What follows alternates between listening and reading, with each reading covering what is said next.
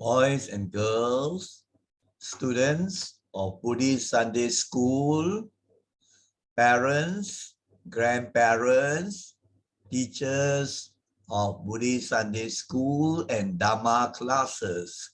Good morning. May you all be well and peaceful. Now, for this lesson, we are going to have another simple story taken from Aesop's Fables. The story is titled The Ant and the Dove. Some of you might have heard this story before, but for most of you, I think this will be new for you. Now, this story has a great moral, and there is also the text in Bahasa Malaysia. This is the first time where we have inserted the text apart from English and also in Bahasa Malaysia. But we will do the narration and explanation in English. And then later on your own, if you want to read the text in Bahasa Malaysia so that you can improve both your English and BM, then you can do it on your own later on. Now, as usual, we will launch the PowerPoint. Now, before that, let us check that the setting is correct. Set up. This is correct. So let us now launch the PowerPoint. Visual. You see the cover slide. So this particular story concerns an ant and a dove. Now the dove, as you know, is a type of bird, and it is of the same family as the pigeon, right? So Bahasa Malaysia, they still use the word merpati, burung merpati. So it's the dove, and the dove symbolizes peace, you see, right? So sometimes, you know, you see a bird, the dove flying, maybe carrying a message in its beak. This is the beak of the bird. So this is the dove, and this is the ant. So now let us see what the story is all about. So let us go on to the start of the story. I will read the story, very simple one, and explain to you. I think children of preschool, standard 1, standard 2 can understand easily. So this is especially for them. Once upon a time, a very thirsty ant was drinking water from the river. This is the ant. You can see the animation, the ant, semut. And it was a hot day. You can see the blazing hot sun shining. So that's why the ant was drinking water from a river nearby. Of course, it was on the bank of the river. The ant would not just go into the river to get the water. He could not swim and he might drown there. So that was this ant, right? Drinking water because it's very hot. And when it's very hot, a person gets thirsty easily, or even animals, all right? Now let us go on to the next slide. Suddenly, the ant lost its balance and fell into the river water. Now you can imagine the situation. The ant was at the edge of the river bank. So, you know, he tried to take some water out from the river. Of course, this is a story where animals can talk and can do certain things like human beings. So the ant just now you saw had a cup or had a mug, and then he tried to take out some water from the river, and suddenly he lost his balance, So he fell into the river water. Oh, it's terrible, And human beings also sometimes lose their balance when maybe, they are doing something, right? They lose the balance, like, for example, going up the staircase, or maybe riding a bicycle, or walking, and then kicking against a stone. So the person loses the balance and fall down. So we have to be very, very careful and mindful when we walk, right? And some children like to run, and they lose the balance and can fall and hurt themselves. So be careful and mindful and not to be careless and fall because you lose your balance, especially climbing up stairways, or maybe even when you are walking, All right. So let us see whether the ant died or not, because the river can be dangerous to not only animals but also people who do not know how to swim, because the current in the water can be pretty fast. Now let us go on. There was a dove, this bird, right? There was this bird, the dove, a white bird, and it was sitting on a tree nearby, right? So overlooking the river. So of course the dove saw everything. He saw that the ant was in trouble because it had fallen into the river water. So this was a very kind, also very smart, clever bird that could think very, very fast. And the bird was very compassionate. So, the bird saw the ant was suffering, was in trouble, and the ant called out, help, help, help. Wow. So the bird just could not just go into the river because the bird also couldn't swim, right? So he had to think very, very quickly. So what did she do? Or what did he? She. That means it's a female bird lah.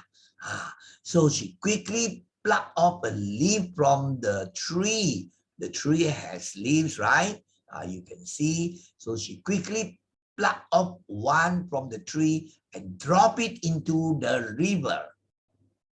Now, the leaf, of course, being very light, so it will float on the surface of the river. So, of course, the ant saw all this happening, and he knew that the bird was trying to help to save him. So, ant, is a very, very small animal and insect, very, very small, and ant is a moon. So, what did the ant do? So the ant very quickly, of course, climbed onto the leaf. The ant climbed on the leaf. And then he was safe lah. He could not be killed by the water in the river. If not, he could drown actually, isn't it? So he was very, very grateful. He was very grateful to the dove. And he said, thank you, my dear friend, for saving my life. So you see, a very, very good practice of Dhamma. On one hand, the bird was so kind, compassionate, helpful, and the bird helped to save the life of another creature. That's a very good act. And another very good act, you could see the ant was very grateful. Berterima kasih. So the ant thanked the bird. This shows very good practice of the Dhamma. Human beings also must practice like this lah. So then later on, of course, the ant with the leaf, and the leaf could float near to the bank of the river, and the and quickly got into land, and the ant was safe. And the bird, of course, flew away, and the ant said goodbye to the bird. Let us go on to the next slide. That is slide number 6. So the days went by. Then it was after a few days already.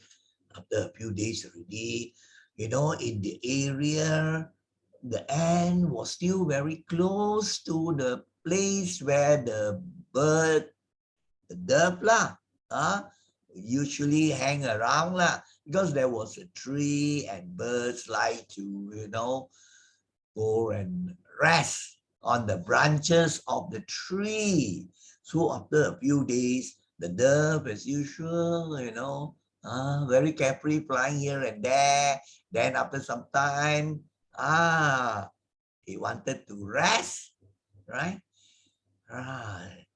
He wanted to rest. So he found a branch on the tree and rested. And then you know what happened? And saw a hunter that is the pemburu. These hunters are those days they use this bow and arrow. You could see anak panah. They use this bow and arrow to shoot at the animals, all types of animals, birds, squirrels, right, small deer, to kill. And this is terrible. To kill another living being. This causes suffering, isn't it? So we say that hunting is not good because it kills other living creatures. You also do not want to be killed by another person, right? So likewise also, you must not kill another living being, whether it's a man or a woman or a child. That means whether it is a human being or an animal. An animal is also a living thing. So hunting is not a good thing to do. And then, you know what? The ant saw that this hunter was pointing his arrow towards the dove that was sitting on the branch of the tree. In other words, the ant, of course, was a smart ant. He knew already that the hunter was trying to shoot at the bird, at the dove to kill it. Or maybe the hunter just for fun, as a game to kill the bird, or in many cases, they would take the bird's back and then pluck off the flowers and cook, just like chicken, people slaughter chickens and then can cook. So these pigeons, people also, kill and eat pigeons. This dove is of the same family as the pigeon. So what did the ant do? The ant must think fast because soon, the hunter will shoot at the bird already. So the ant, very, very kind-hearted, compassionate. So, and then the ant remembered that the bird had saved his life once, isn't it? When the ant was about to drown in the river, remember? So he was very grateful and he wanted to, return the favor, or, the ant knew that he must do something quick, otherwise the friend would die. So let us see what the ant did. Of course, the ant could not fight with the hunter, isn't it? Right? The hunter would just step on the ant to kill it, a small insect. So he had to think of something. He had no weapons to kill the hunter. So what did ant do? Let us see the next slide, which is the slide number 7 already. So just now I told you already, the ant knew that his friend, the dove, was in danger.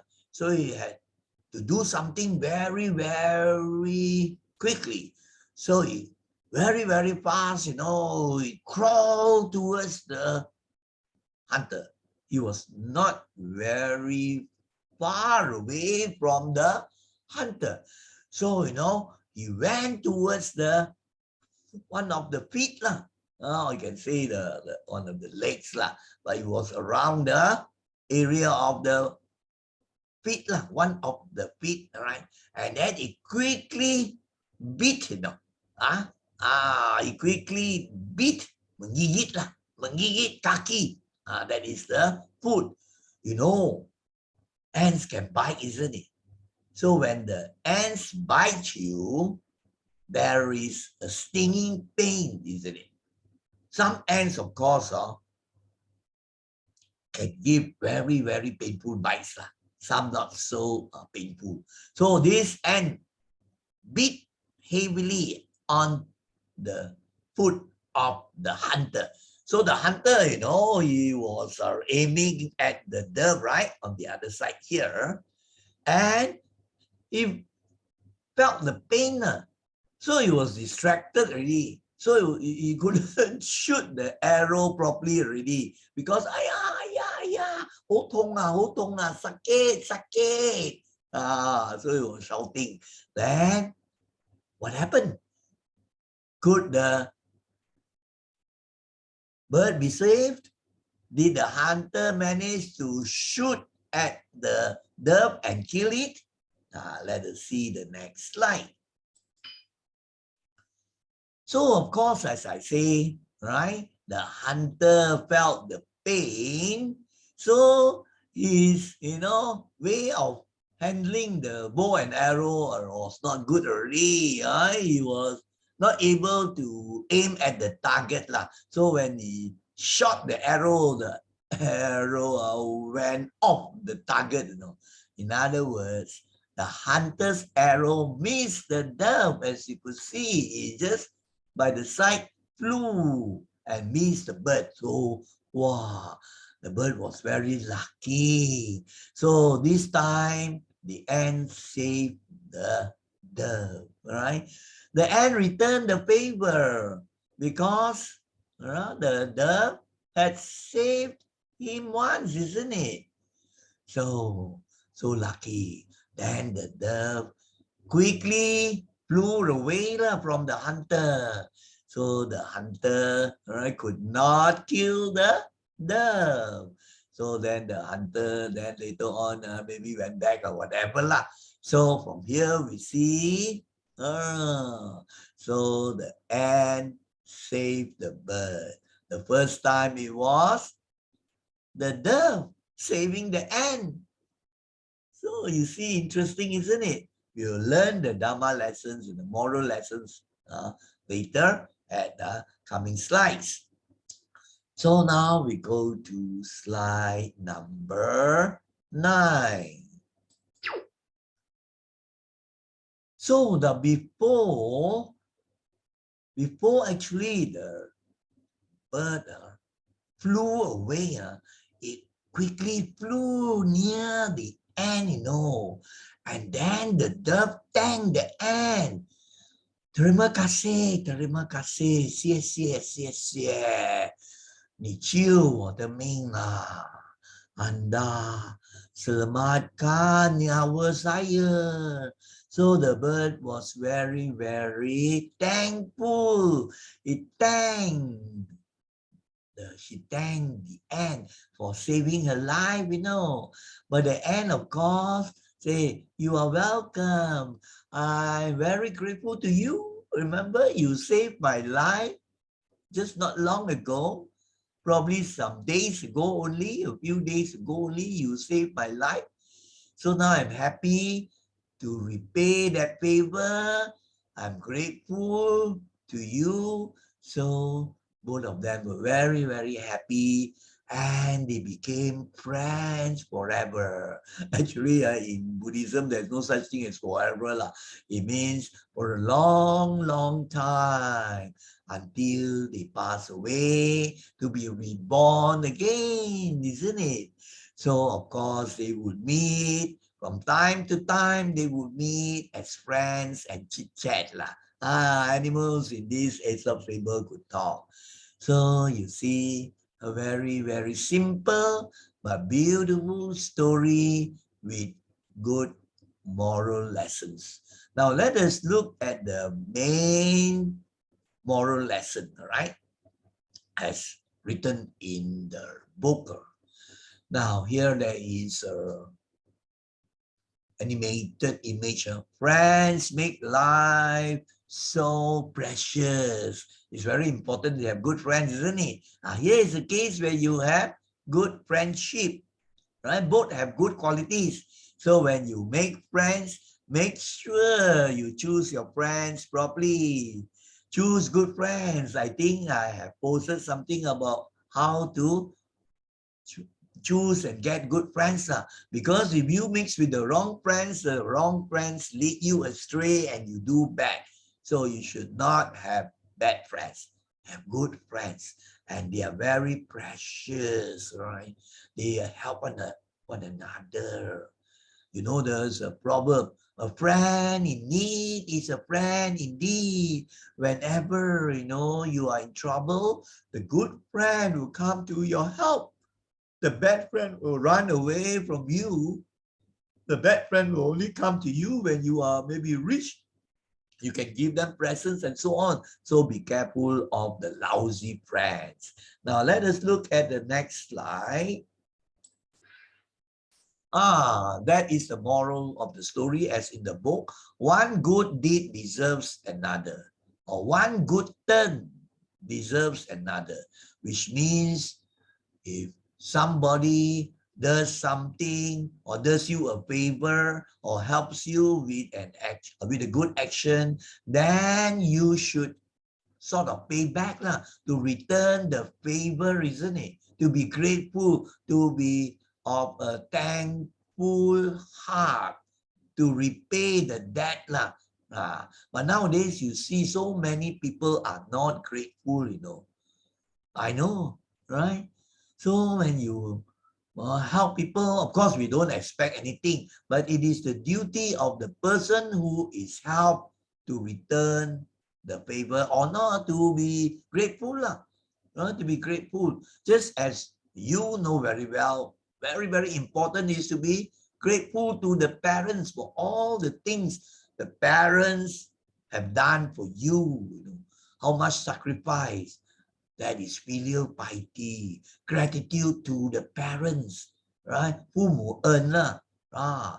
So this is a very important Dhamma teaching, life lesson, that we must show gratitude, be thankful to for all the things we get from, even nature, from various types of people, ranging from your parents to your teachers, your friends, and so on. We'll speak more of this in the last slide, which is the most important. Of course, here's a video clip, right? Please, sir, one good turn deserves another, or one good deed deserves another, right? So now let us go on to the most important slide, where we are going to learn some important Dhamma lessons. So, most important in our presentation is to learn some Dhamma. So we are going to learn very important Dhamma lessons, pelajaran Dhamma untuk dipelajari, based on the end and the verb. The points have some connection with the story, of course, you see, but I expanded on this so that you can learn very important Dhamma lessons. So let us look at the first Dhamma lesson we must learn. Think about and then practice. Not just learning to get the A, no. Now, of course, it's a beautiful picture, isn't it? Right? You see the bird, the ant, struggling in the water, going to drown, and then the bird just dropping the leaf that saved the ant. This is a beautiful picture. Now let's look at the first of the Dhamma lesson. Be kind and compassionate. Always help others in need. Of course, this time I told you all the texts are in English as well as Bahasa Malaysia. So this way, more people can benefit. Those who cannot understand much English can at least read the Bahasa Malaysia. Those who understand both, you can read both and then improve both your English and your Bahasa Malaysia. Isn't that wonderful? So the first point is, jadilah baik dan penyayang. Sentiasa membantu orang lain yang memerlukan. Now, it's very important in the practice of Buddhism, kindness and compassion. Now, to be kind-hearted, baik-hati, right, is a very important quality. All religions teach this, isn't it? Kindness. To always have metta.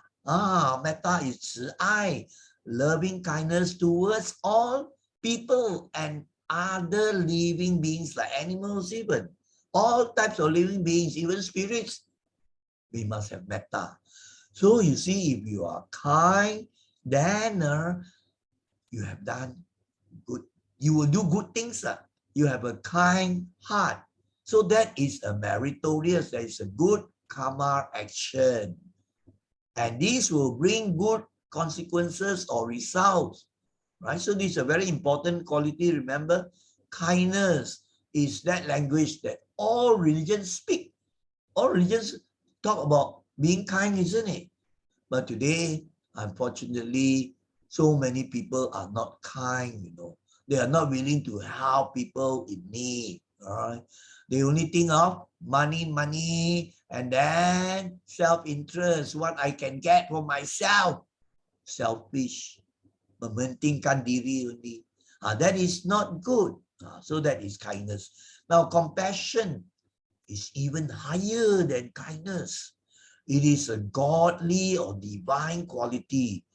When you are compassionate, you feel for another living being.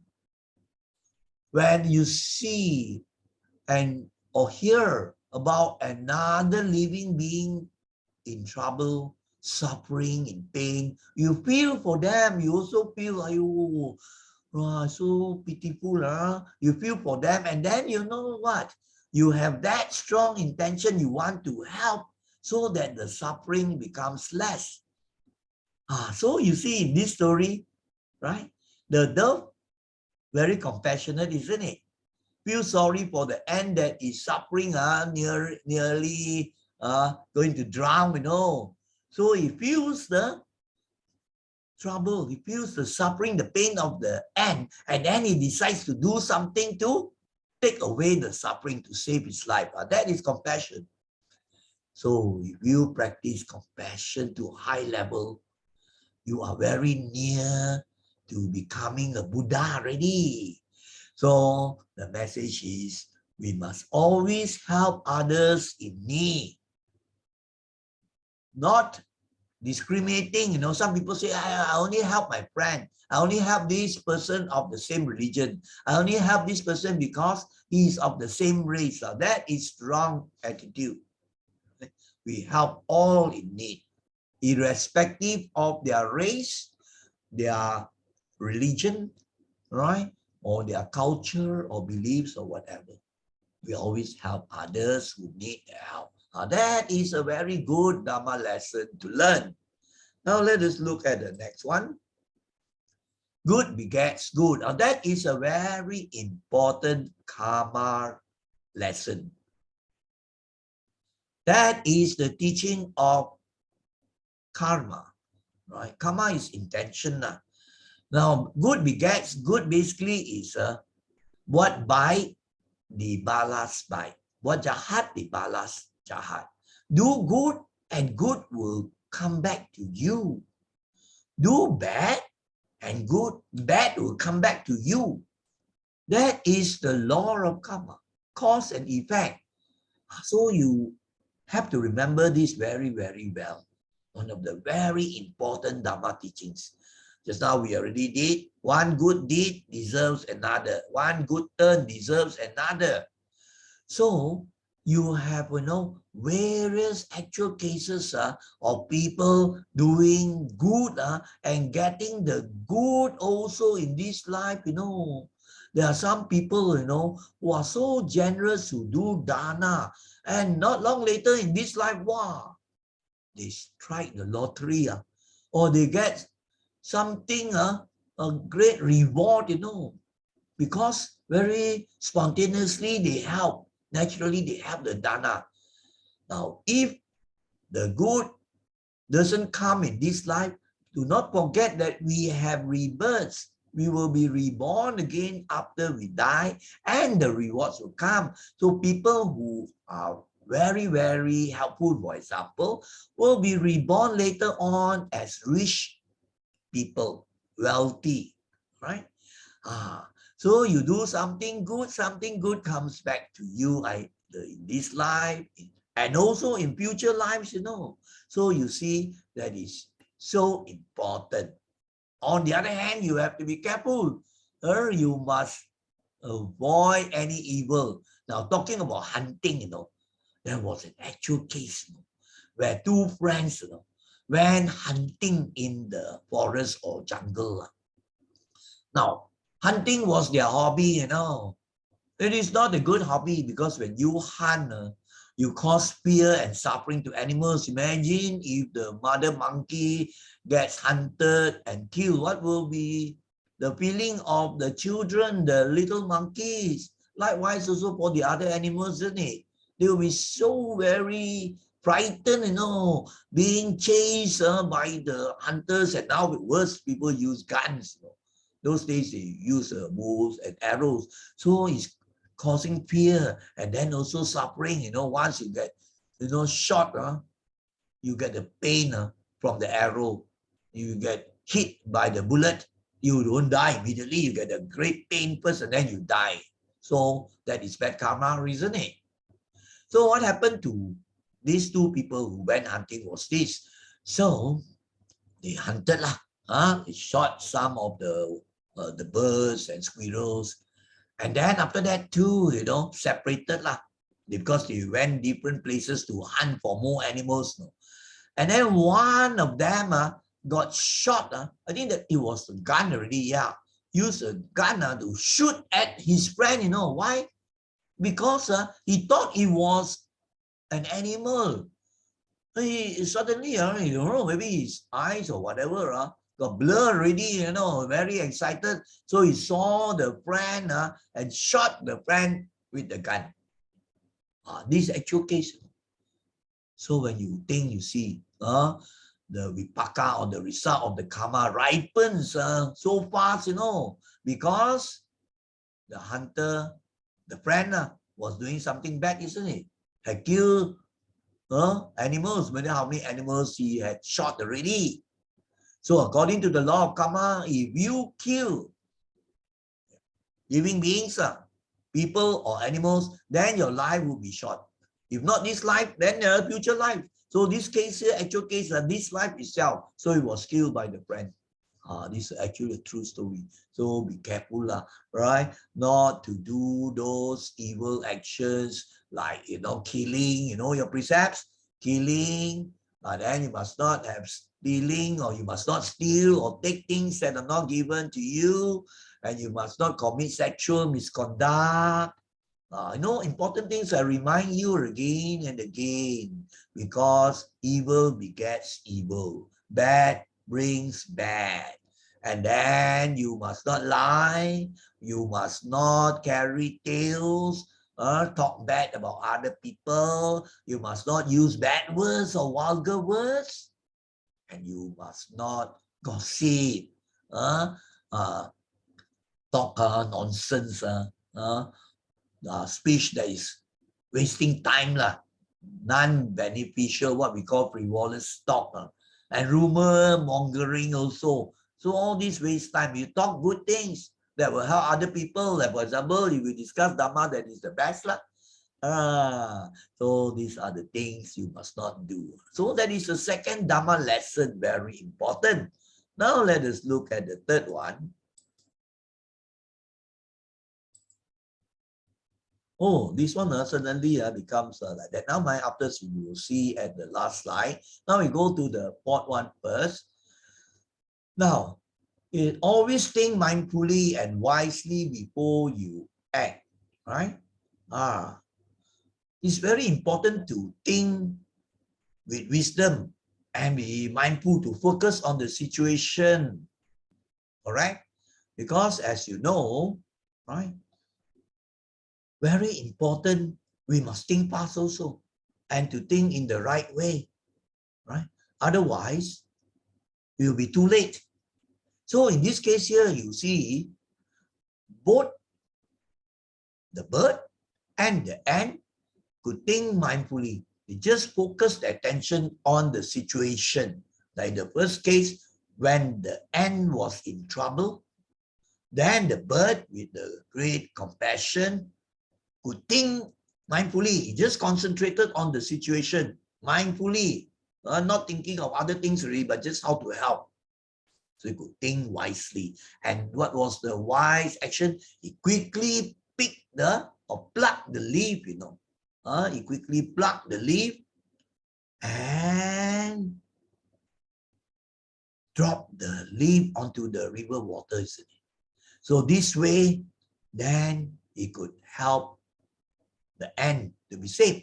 And the other occasion where the ant also could think mindfully when it saw that the bird was in danger of being shot by the hunter, so it was just concentrating, you know, right? To know, to be aware, that is being mindful. And then he quickly had to take a decision, to decide quickly what could he do? To bite the food of the hunter lah. So you see, very, very important. Sentiasa berfikir dengan teliti dan bijak sebelum bertindak lah. So that is a very important teaching. The third one, I think, is something to do with to show the metta and the compassion, to show the loving kindness, and to show that metta and compassion, and always ready to help other people. But anyway, we can see later on. So let us now look on to the next one. Now, maybe what we can do is we stop the share, right? And then after that, we share the screen again, right? And then to look at the last slide. So when we, it's still the same. So we stop the share, right? So we are going to share the screen. So here now we share the screen again. Oh, but then it has gone into the other mode already. So maybe what we do is we let us say now, because we have to share the screen here. Oh, it goes to the same thing.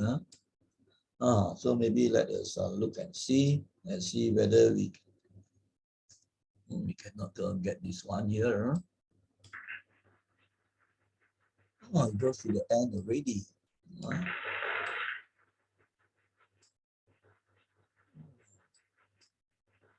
Goes to the end. Can, right? So now let us look at this. So it is the last slide, isn't it? So we missed. Now we can see this one. Yeah, okay. So what was the third one? The third one actually is this, because we had already done the compassion, right, and the loving kindness. So the third one is to show gratitude. Yes, this is a very important point, you know, to be thankful, to be grateful to the people who have helped us. Just now, this one I explained a lot already, actually, right? Or being grateful. No? Now, if we are not grateful, right, you find that nowadays, so many people are not grateful for the help, you know, that they have been given. I know I've encountered also students, they ask for help, then later on, they don't show any gratitude. Not only that, they sort of stab you at the back. I remember, people who apply for scholarships and so on. So they approach me to sort of sign certain papers to be guarantors lah, so that later on when they finish their studies from the universities, then they will pay back. And they didn't pay back, So what happens? The government or the awarding bodies will write letters to me, ask me to pay, So you see, you have such students, not only not grateful, but they do something bad, They ask, they cause me to pay back because they borrowed the money or they broke the contract, So you see, this is not a good action. Of course, I help, I don't expect anything, you see, right? But they are not showing the gratitude. And you find nowadays very, very common, you have students or young people, who don't show gratitude to the parents after they get married, of course, the parents, maybe the only son, right? So the old parents have nowhere to go. So they will stay with the son and the son's wife. That means their daughter-in-law. Then sometimes, the wife, right? Of the son, so, you have to be careful later on, you get a wife or you get a husband or whatever. So this wife will tell the husband, I don't want these old people to stay. They are no very dirty one, right? And then also their behavior not good one. So but they don't realize the next time that when they become old, they might be like that. So the son, have to listen to the wife. So in the end, put the parents in the old folks home, so many cases, and the parents were suffering, because some old folks homes are terrible, right? So that is not showing gratitude.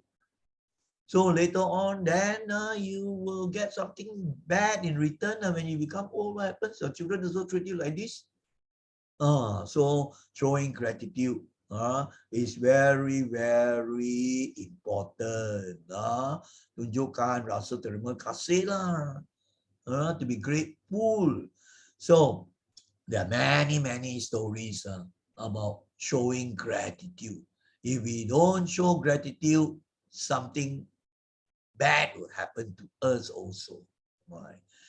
Now you find that our association, PBHP, Persatuan Buddhist Sila Perak, has taught so many thousands of children in the Sunday school, and the teachers and all the helpers have rendered their help, not paid, the teachers, volunteer teachers for the Sunday school, and also the kitchen helpers and so on, all just volunteers to help.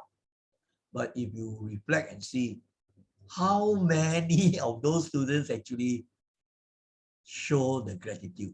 Very few, right? You find so few will come back to offer help, You have a few, like some of our committee members, some of the ladies, they were last time in the Sunday school, and the Dhamma classes, Saturday night Dhamma classes, and they came back to help. And then they became teachers of Sunday school and also became committee members, Oh, that is fantastic gratitude, right? Expressed, but very, very few. Similarly, with the Dhamma youth camps that we conduct, either for children or secondary students. So much help and teaching. Of course, we don't expect anything, but it's sad to say that very few will have the gratitude to come back and help in various ways. It's bye-bye already, forget already, So this is the way things are. In fact, the Buddha knew this already. The Buddha in his teachings, in one of the scripture books, is what we call the Anguttara Nikaya. The Buddha said there are two types of people very, very hard to find, very rare to find. The first type is people who are very willing just to do good, very spontaneous. You don't have to ask them to do any good thing. They automatically will want to do one. They are helpful. They are kind. Very hard to find this.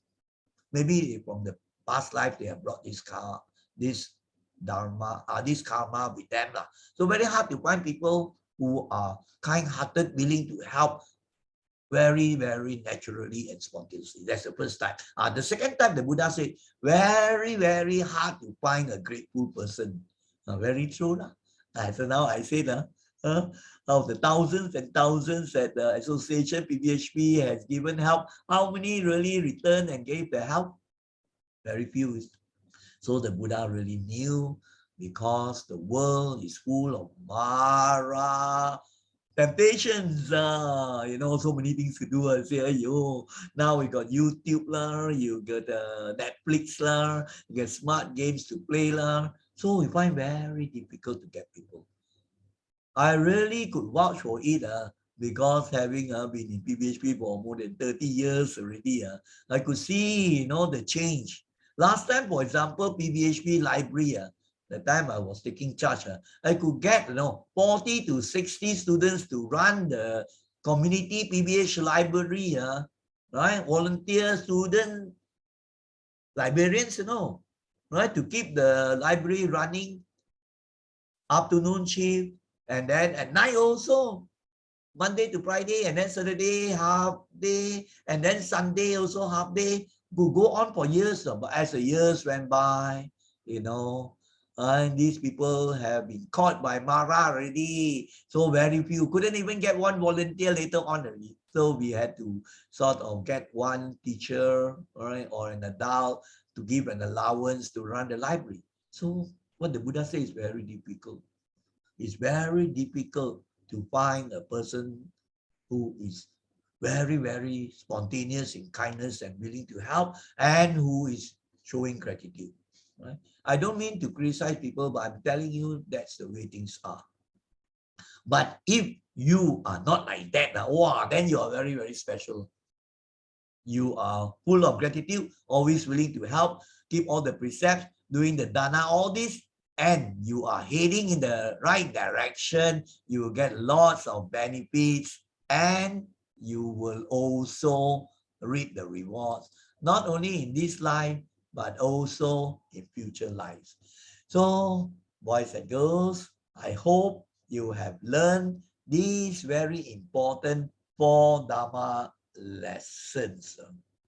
That's the most important thing in this presentation. The story is, of course, it's easy to remember the story, but it's good because when you remember the story, then you can think and reflect about the Dhamma teachings. Then your mind is growing, is developing, and you will develop that compassion, that wisdom. So you are walking the right path. And of course, you will grow in happiness, you will grow in peace, and you will grow in wisdom. And not only will you get the results this life, but also future lives.